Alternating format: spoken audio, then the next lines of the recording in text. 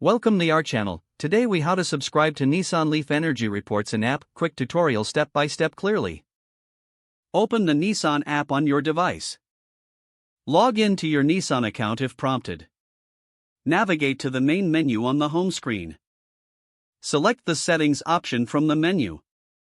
Scroll down to find Energy Reports. Tap on Energy Reports to access the settings. You will see a list of available reports. Choose the type of report you wish to receive. Adjust your preferences for frequency. Confirm your selections by tapping Save or Confirm. You should now see a confirmation message. Return to the home screen to finish the process. If the page does not load, refresh the browser or try again in a private or incognito window. Make sure you are using the correct email address, then retype it carefully to avoid small typos.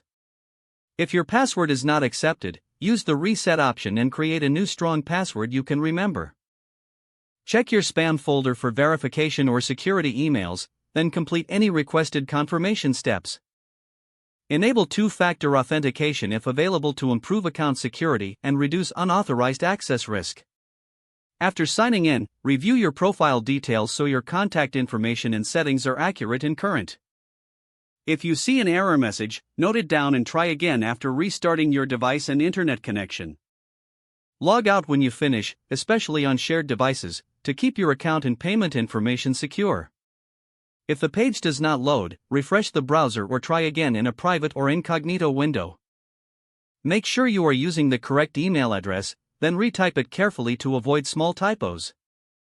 If your password is not accepted, use the reset option and create a new strong password you can remember.